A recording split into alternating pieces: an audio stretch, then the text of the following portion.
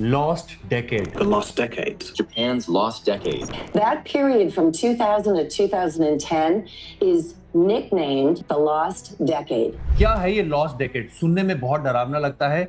ये जापान के साथ हो चुका है, ये जर्मनी के साथ हो चुका है, ये ब्रिटेन के साथ हो चुका है और मेरी ये वीडियो पूजा मेहरा की इस बुक द लॉस्ट डेकेड से प्रभावित है। लॉस्ट डेकेड वो बहुत लंबा पीरियड होता है इकोनॉमी में जब आपकी ग्रोथ रुक जाती है। 10 साल तक आपकी इकोनॉमी कुछ भी नहीं करती है बल्कि नीचे जाने लगती है। और इंटरेस्टिंग बात है और जो मैंने आपको अपने इस एआई मॉडल के थ्रू सिखाने की कोशिश करूंगा कि लॉस्ट डेकेड जो है वो सिर्फ कंट्री में नहीं होता है। It can happen with a country but it can happen with commodities also. जैसे कि 1980 से 2000 तक गोल्ड का प्राइस $850 से गिरकर $250 गया था। 20 सालों में annual negative return of 4%। Oil 1980 से लेकर 1990 तक -70% गया था। 10 साल पहले अगर आप ऑयल खरीदते तो $35 पर बैरल होता और 10 साल के बाद वो $10 पर बैरल रह गया था। सेम चीज रियल एस्टेट में देखने को मिली है। यूएस की नेशनल हाउसिंग 2006 से 2013 तक -30% गिरी थी। ऑलमोस्ट ए डेकेड लॉस्ट। मैनहट्टन के कॉन्डोज 2010 से 2020 तक बिल्कुल भी ग्रो नहीं किए थे। और आप क्रिप्टो के लिए जानना चाहते हो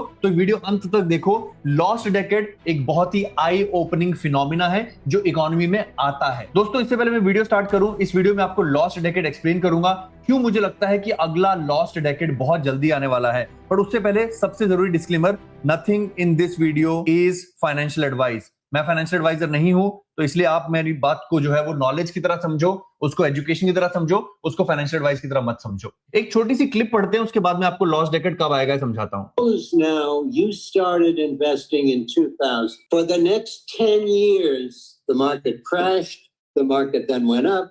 The market then crashed again in 2007. This was often called the lost decade.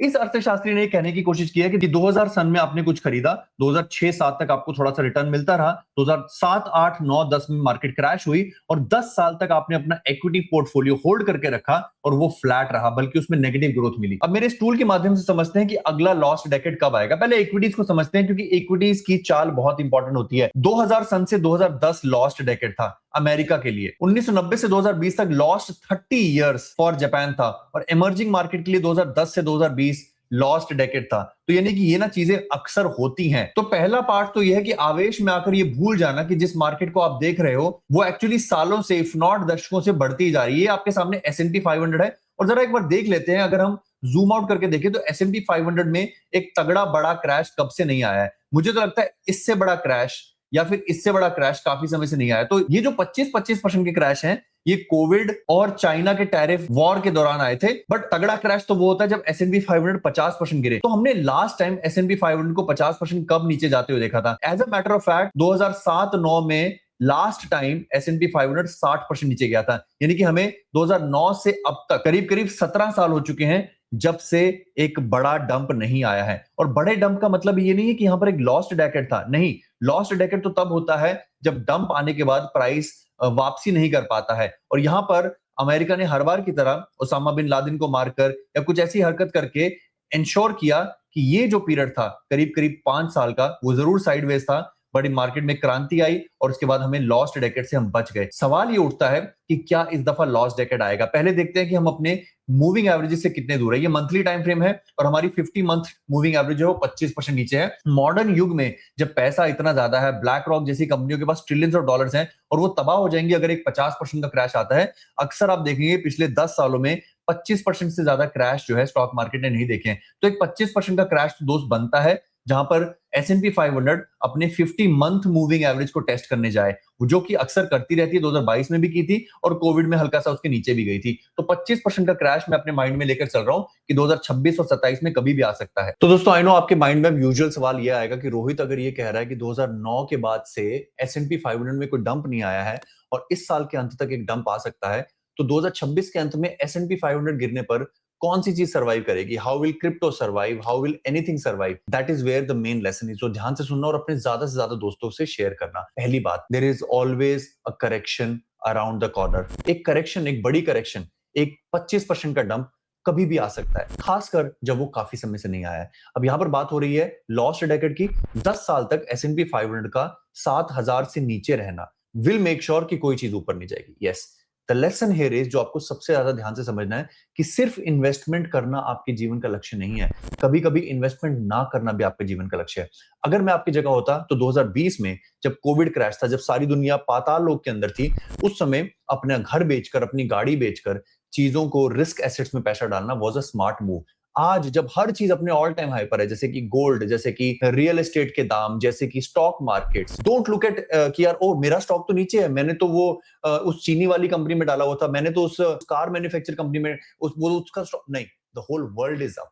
आपके 2-4 स्टॉक हो सकता है नीचे, आपके ऑल्ट कॉइन हो सकता है नीचे, but the whole capital market in the world is inflated. अब वो चाहे यहां से 10% और ऊपर चला जाए, गोल्ड जो करीब करीब $40 ट्रिलियन की मार्केट कैप पर है, शायद वो 10% और ऊपर चला जाए। आपका निफ्टी बैंक जो शायद 50,000 पर है, या आपका S&P 500 जो 7,000 पर, हो सकता है 20% और ऊपर चला जाए।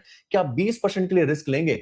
कभी कभी जीवन के इस पड़ाव पर आपको निर्णय लेना होता है कि मैं कितना सेफ खेलने वाला हूं। मैं अक्सर नहीं बोलता हूं, मैंने पिछले 1-2 महीने में कहना शुरू किया है कि मेरे जीवन का फिक्स्ड डिपॉजिट का लेवल आज तक के हाईएस्ट लेवल पर है।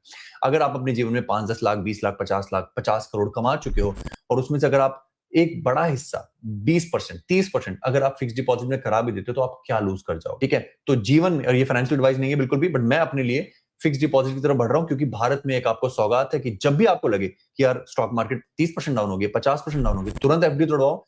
ऐसे समय पर एंटर करेंगे जहां पर एंटर करने में मजा आएगा। और दूसरी बात, काफी लोग ये कहेंगे कि मेरा तो जीवन बर्बाद हो गया, मैंने 2024, 25, 26 में क्रिप्टो में इतना पैसा गवाया, स्टॉक में इतना पैसा गवाया। उनके लिए मैंने एक टूल बनाया है जो मैं अगली वीडियो में आपसे शेयर करूंगा। मेरे इस टूल का नाम है लॉस कैलकुलेटर, क्योंकि मैंने खुद 2010 के क्रैश में काफी पैसा लूज किया था, बट मैंने अपने माइंड में एक टूल बनाया जो मैं आपके लिए बताता हूं।